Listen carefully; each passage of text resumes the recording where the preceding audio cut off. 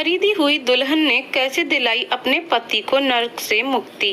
दहकते गर्म तवे से अधपकी रोटी उठाने के लिए चौहारी बाई ने अंगूठे से लगी 2 उंगलियों को जैसे ही तवे पर रखा, मुंह से दर्द भरी सिसकारी निकली। उंगलियां रोटी के बजाय तवे पर जा चिपकी थीं। कराहती चौहारी की सूजी आंखों में आंसू उमड़ आए। उंगलियों को पानी से भरे लोटे में डुबोकर जलन कम करने की कोशिश की। आंखों को जोर से मींचा और फिर खोलकर देखने की कोशिश करने लगी। पलके चढ़ाने पर भी कुछ नजर नहीं आया। रोटी तवे पर ही जल गई। बेबसी से उपजे गुस्से में चौहारी ने लाठी उठाई और टेकते हुए चूल्हे को अकेला छोड़कर आंगन में बिछी खाट पर पसर गई। चौहारी की उम्र 55 पार थी। चौहारी का पति उत्तम छोटा किसान था। परिवार चलाने के लिए मजदूरी करनी पड़ती थी। 14 वर्ष पहले मिट्टी से भरी ट्राली में दबने से उत्तम की मौत हो गई थी। घर की जिम्मेदारी 19 वर्ष के बेटे चेतराम पर आ गई। 1.25 एकड़ जमीन और मजदूरी कर माँ और 3 बहनों का पेट भरा। बहनों के ब्याह में 1.25 एकड़ जमीन जाती रही। जिम्मेदारियों की चिंता में चेतराम कब 33 का हो गया पता ही नहीं चला। चौहारी ने नाते रिश्तेदारों में चेतराम के ब्याह की बात चलाई, मगर उम्र और गरीबी की खतरनाक मिलावट को देख नाते रिश्तेदारों ने कन्नी काट ली।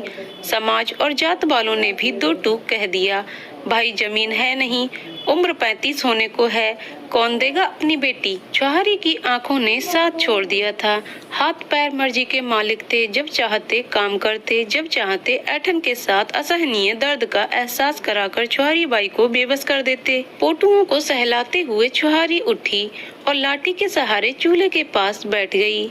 वह बड़बड़ाई, सौत मौत भी नहीं आती, रोज नरक भोगने से तो मौत भली। चूल्हे के पास टाट पर बैठकर तवे से जली रोटी हटाई। कंडे का टुकड़ा लेकर तवे पर रगड़ दिया। फूंकनी लेकर कंडे सुलगाए। दोनों हथेलियों के बीच लोई दबाकर रोटियां थापने लगी। नास पीटा ईश्वर भी क्यों बुलाएगा। मौत दे देगा तो मुक्ति जो मिल जाएगी, उसे तो तिल तिल मारना है। सारे दुख मेरे मुकद्दर में लिख दिए। मत बुला, एक दिन कुएं में जा गिरूंगी, फिर देखती हूँ। चौहारी ने 7 रोटियां गिनी, मैले से कपड़े में लपेटकर थाली से ढक दिया। उठकर 5-6 लाल मिर्च डिब्बे से निकाली, पत्थर की सिल पर रखी। नमक और पानी डालकर बट्टे से घिसकर कटोरी में रख दिया। खाट पर लेट गई। माथे पर दाहिने हाथ को रखकर बड़बड़ाने लगी। मिट्टी की चौड़ी दीवार में फंसे दरवाजे से चैतराम ने घर का हाल देखा। चौहारी अभी भी ईश्वर को कोस रही थी। चैतराम अंदर पहुंचा, कंधे से फावड़ा उठाकर कोने में रखा। मुस्कुराकर चौहारी के पास पहुंचा। क्या अम्मा आज भी भगवान जी की पूजा कर रही हो? हाँ, कर रही हूँ पूजा भगवान की। मेरे सामने आ जाए तो सिलबट्टे से पीस दूं। चैतराम समझ गया। अम्मा की उंगलियों को पकड़कर देखने लगा। पोटुओं में छाले उभर आए थे। देखकर दुखी हो गया। भरी आवाज में बोला, कितनी बार कहा है रोटियां मैं बना दिया करूंगा। कितना वक्त लगता है 5-7 रोटी थापने में। जला ली ना उंगलियां। चौहारी सुबकने लगी। उसे देखकर चैतराम भी रोने लगा। दोनों काफी देर तक रोते रहे। चैतराम बोला, अम्मा गलती भगवान की नहीं है, मैं ही नालायक निकला। कोई मेरे ब्याह के लिए तैयार नहीं। कोई रोटी बनाने वाली होती तो तुम्हें क्यों हाथ जलाने पड़ते। मेरा बुढ़ापा तेरे सहारे कट जाएगा। मैं 2-4 साल में मर ही जाऊंगी। तेरा सहारा कौन बनेगा। निरुत्तर चैतराम ने उठकर रोटियां और चटनी की कटोरी उठाई। खाट के पास बैठ गया। रोटी को चटनी में डुबोकर अम्मा को खिलाने लगा। बीच बीच एक हाथ से अम्मा को पानी पिला देता। बेटे के हाथ से रोटियां खाकर चौहारी सारे दुख भूल गई। हंसते हुए बोली, तुझ जैसी औलाद ईश्वर किस्मत वालों को देता है। अम्मा तेरी बात सुनकर ईश्वर भी सिर पीट रहा होगा। कभी उसे कोसती है, कभी उसके गुणगान करने लगती है। चौहारी दिल खोलकर हंसने लगी। फिर हंसते हंसते गमगीन होकर कहा, ईश्वर के अलावा है ही कौन मेरी सुनने वाला। अम्मा की बातों को सुनकर चैतराम मन ही मन मुस्कुराया। पानी के साथ रोटियां गटकी और फावड़ा उठाकर निकल गया। दोपहर होने को थी। चौहारी ने रोज की तरह लाठी उठाई, घर से बाहर निकली। ठोकरों से बजते हुए मोहल्ले के दूसरे छोर पर मिश्रा जी के बाड़े में पहुंची। बाड़े में बबूल का बड़ा सा पेड़ था। 12 मास पेड़ के नीचे दोपहर को औरतों की बैठक होती थी। ज्यादातर औरतें सास होने का तमगा हासिल कर चुकी थीं। उनका रोज का काम कांटेदार पेड़ के नीचे चुगल पुराण को ताजा रखना था। चौहारी को देखते ही 2 औरतें दौड़ी, हाथ पकड़कर पेड़ तक ले आईं। खाट बिछा दी। सभी ने चौहारी के पैर दबाए। आदर के साथ खाट के नीचे बैठ गईं। एक बोली, माँ जी चैतराम चला गया क्या? हाँ, रोटी खाने आया था, खाकर चला गया। दूसरी बोली, और क्या कोई होती तो रुकता भी, माँ जी के बाहर जाने का इंतजार करता। सभी खिलखिलाकर हंस पड़ी।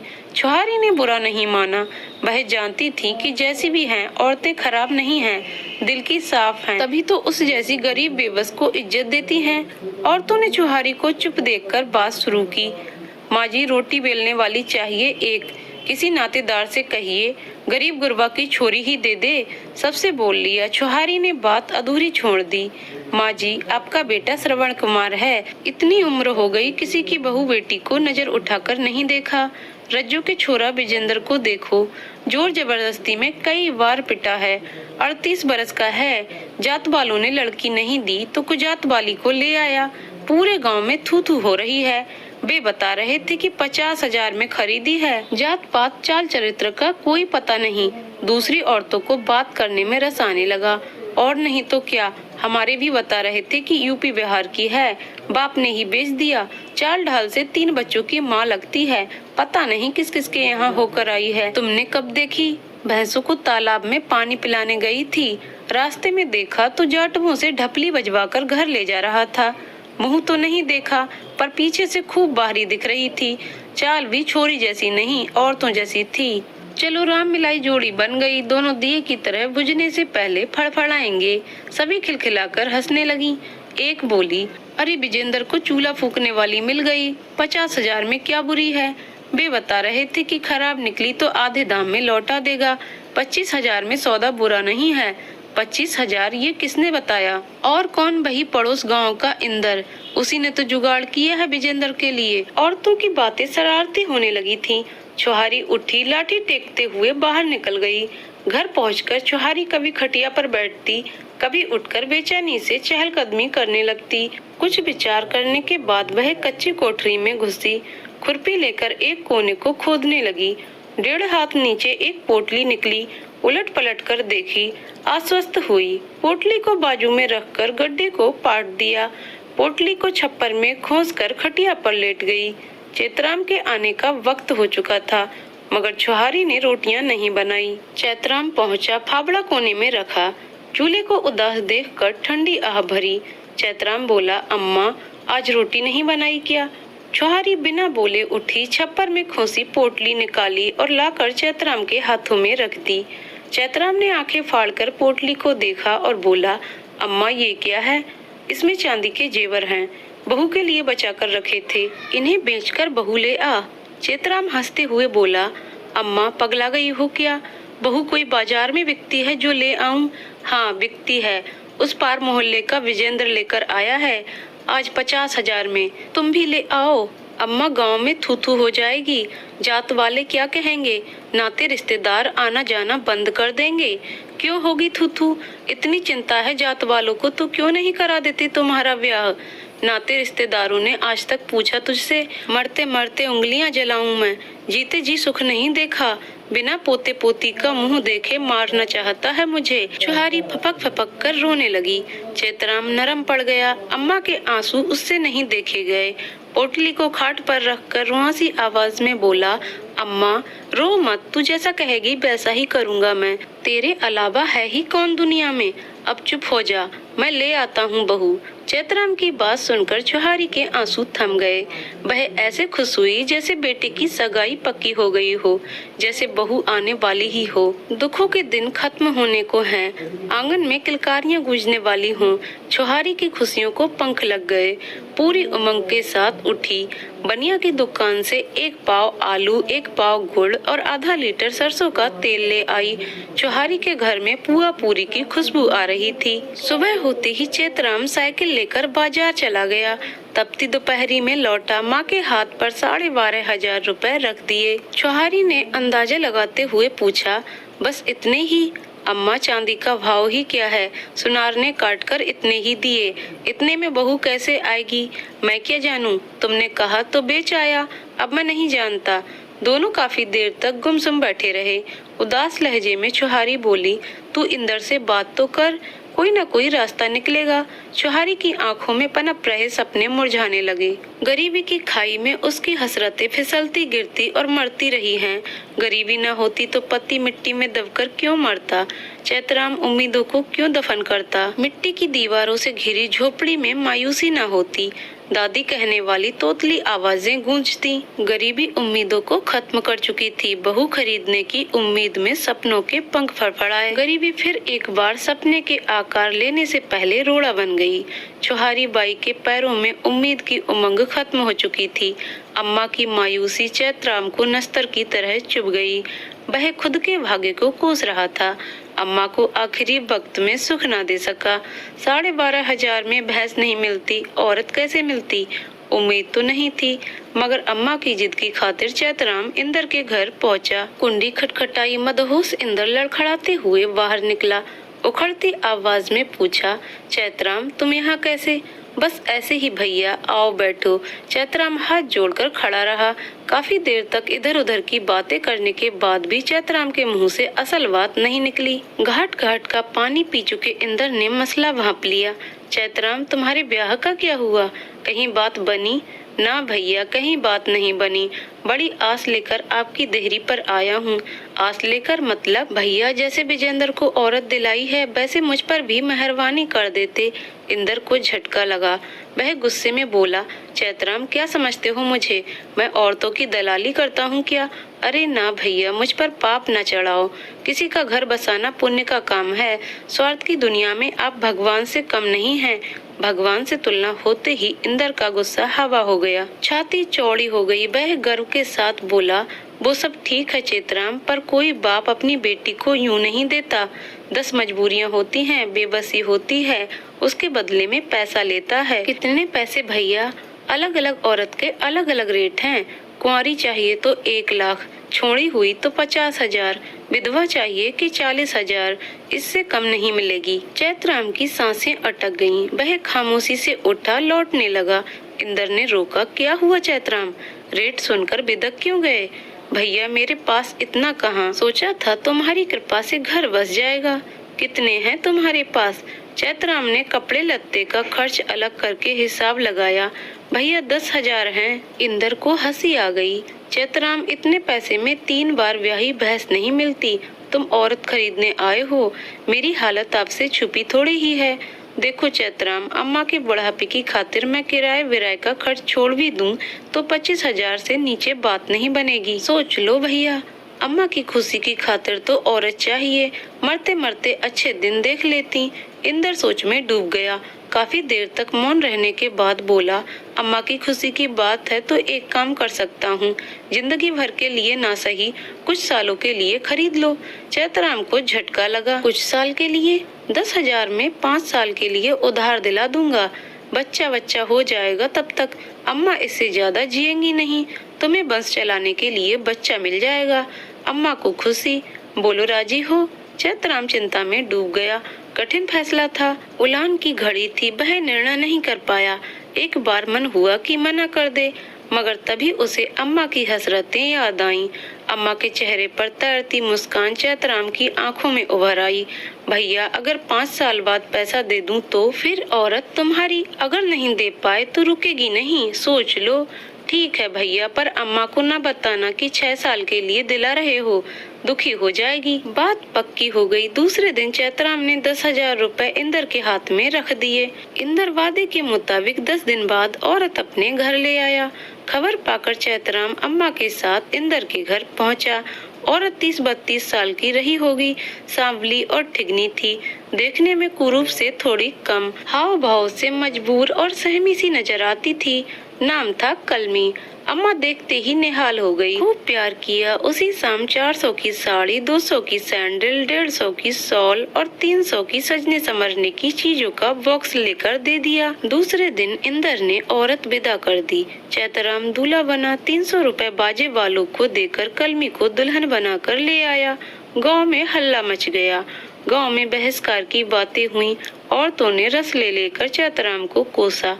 आस पड़ोस के लोगों ने रिश्ता खत्म कर लिया, मगर सबसे बेखबर अम्मा खुश थी, प्रफुल्लित थी। बरसों बाद खुश होने का बहाना मिला था।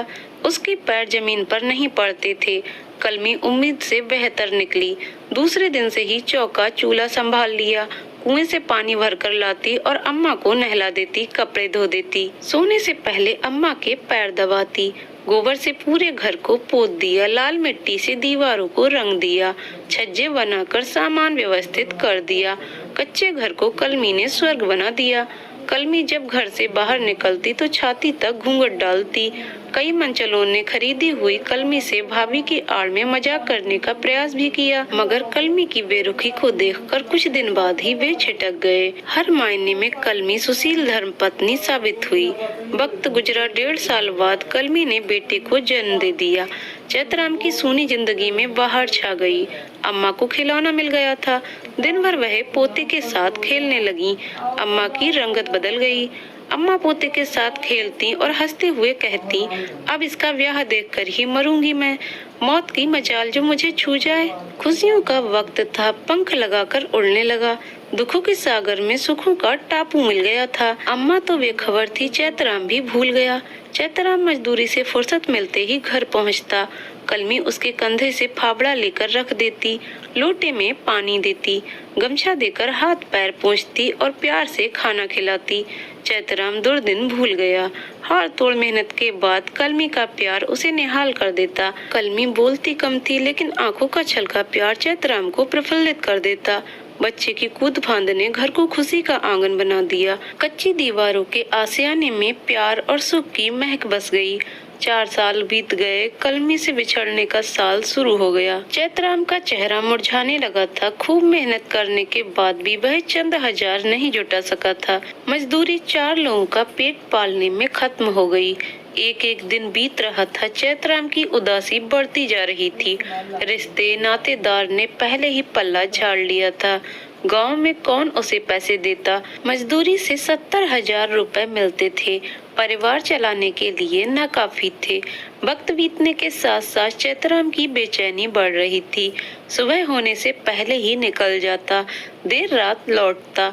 गांव भर में काम तलाश करता रहता। दूसरे खेतों में हल भी चलाया।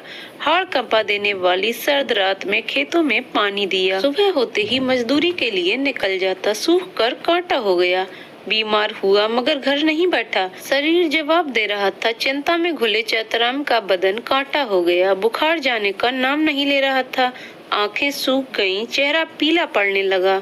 हाथों की नसें ऐसे उभर आईं जैसे बाहर निकल जाएंगी। 10 महीने बीत गए। 2 महीने बचे थे। न उम्मीद चैतराम ने फावड़ा उठाया और निकल पड़ा। चंद कदम ही चला था, सामने इंदर खड़ा हो गया।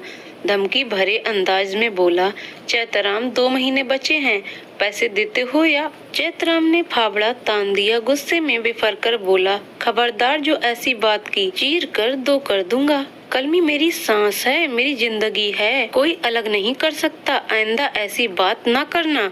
इंदर ऐसे हालातों से निपटना खूब जानता था। घुटा हुआ सातिर था। कमजोर नब्ज दबाने में महारत थी। गुस्से में बोला, चैतराम औकात में रहना, तुम्हारे जैसे 4 पति खड़े हो जाएंगे कलमी के। घर के बाहर कलमी के पति, उसका पिता और पूरी बेड़ियों की बिरादरी हंगामा कर देगी। जेल हो जाएगी तुम्हें। भरोसा तोड़ा तो याद रखना, बीवी के चक्कर में बेटे को भी खो दोगे। अम्मा जीते जी मर जाएगी। चैतराम उल्टे पांव घर लौटा। बक्सा खोलकर रुपए गिने। 2450 रुपए थे। इंदर 30,000 मांगता था। गुस्से में बक्सा पटका और फूट फूट कर रोने लगा। आवाज सुनकर कलमी दौड़ी आई। अम्मा ने आकर पूछा, क्या हुआ चैतराम? चैतराम रोए जा रहा था। कलमी एक कोने में खड़ी सब देख रही थी, हमेशा की तरह खामोश, चिंतित और सहमी हुई। चैतराम ने कलमी की ओर देखा, कलमी की भीगी आंखों को देखा। अम्मा माजरा समझ न पाई। चैतराम और कलमी की आंखें मिली। दोनों ने एक दूसरे के चेहरे पर उभरे दर्द को महसूस किया। दुख और बेचैनी में सुबह से शाम हो गई। रात गहरा गई। अमावस की रात में उम्मीद की कोई किरण नजर नहीं आई। चैतराम पड़े पड़े सो गया। उसने सपना देखा कि कलमी को कोई खींच कर ले जा रहा है। वह सोते सोते चीखने लगा, नहीं, रुक जाओ, रुक जाओ, मैं कलमी के बगैर जिंदा नहीं रह सकता, रुक जाओ, रुक जाओ। चैतराम जोर जोर से दहशत में चीख रहा था। हड़बड़ाकर कलमी उठी और चैतराम को हिलाकर उठाया। अम्मा दौड़ी आई। बच्चा अचानक हुए हंगामे से भयभीत होकर गिड़गिड़ाने लगा। अम्मा बोली, क्या हुआ बहू, ये चीख क्यों रहा है? चैतराम रोए जा रहा था। अम्मा अनजान थी, कुछ न समझा सकी। कलमी हमेशा की तरह खामोश थी, बेचैन और चिंतित। 3 दिन बचे थे। चैतराम ने भाग्य के सामने हथियार डाल दिए। उसकी हालत पागलों जैसी हो गई। बिना खाए नहाए धोए सुबह से ही कलमी को घूरता रहता। कलमी खामोश से घर में कामों में जुटी रहती। चैतराम से नजरें चुराकर खुद को व्यस्त रखती। शाम हुई, फिर सुबह हुई, बिछड़ने की बेला आ पहुंची। आखिरी शाम थी। 3 दिन से चैतराम ने मुंह में निवाला नहीं डाला। कलमी ने थाली लगाकर दी, बिना छुए छोड़ दी।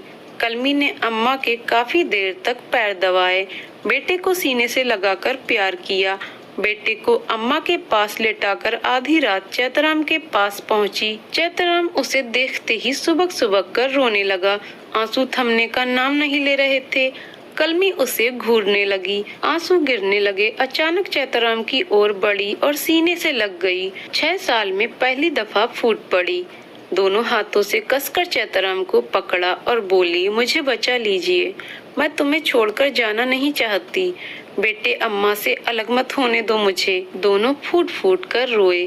पूरी रात रोते रोते बीत गई। अमावस की रात कटी, अंधेरा छटा, पंछियों की मधुर आवाजें फिजा में गूंजी, रोशनी बिखर गई। उसी हाल में चैतराम उठा, कलमी का हाथ पकड़कर बोला, कलमी, इस जन्म में तुम्हें कोई अलग नहीं कर सकता, ईश्वर भी नहीं। सुबह 5 बजे बाहर निकल गया। कलमी एक कोने में सिमटकर बैठ गई। उसकी हालत ऐसी सुहागिन की थी जिसे कुछ देर बाद विधवा होने का आभास हो चुका था। भरे मन से अम्मा की सेवा की, बेटे को खूब प्यार किया। उसे एहसास था कि शाम के बाद किसी भी वक्त उसकी विदाई हो जाएगी, उसे अलग कर देंगे चैतराम से। चैतराम 2:30 बजे लौटा, मिठाई लेकर। आते ही खुशी से झूमते हुए बोला, अब विधवा विलाप छोड़ो, अब तुम्हें मुझसे कोई अलग नहीं कर सकता। इंदर के मुंह पर 30,000 रुपए मार कर आया हूँ। इतने पैसे खुद को 2 साल के लिए गिरवी रख दिया मैंने चौधरी के यहाँ। 2 साल मजूरी करूँगा। 16,000 में 2 साल के लिए रखा है। 32,000 मिले, 2 बच गए हैं। चैतराम चहकते हुए बोला, कलमी से रह गई, ये तुमने क्या किया? घर कैसे चलेगा? पता नहीं, तुम्हारे बगैर मैं जिंदा ना रह पाता। खुद को गिरवी रखना कम कीमत है, लेकिन रोजी रोटी का इंतजाम। लंबी खामोशी के बाद कलमी ने गहरी सांस ली। पहली बार चहकी, मुस्कुराई, उछलते हुए चैतराम के गले लग गई। दोनों दिक्कतों को भूल एक दूसरे में समा गए। आंखों में आंसू भरकर बोली, तुमने मुझे नरक में जाने से बचा लिया, आंचल खुशियों से भर दिया है। औरत होने का सच्चा सुख दिया है तुमने। मैं मरकर भी कर्ज नहीं चुका सकती। चैतराम को पूरी दुनिया की खुशी मिल गई। कलमी ने आंसू पोंछते हुए कहा, मेरी उधार की खुशियों के लिए तुमने खुद को गिरवी रखा, अब तुम्हें मुक्ति दिलाने का हक मुझे दे दो। कलमी ने फावड़ा कंधे पर रख लिया। तो दोस्तों, आपको कहानी कैसी लगी कमेंट करके जरूर बताइएगा। कहानी पसंद आई हो तो वीडियो को लाइक शेयर करें और चैनल को सब्सक्राइब करें। वीडियो को पूरा देखने के लिए बहुत बहुत धन्यवाद।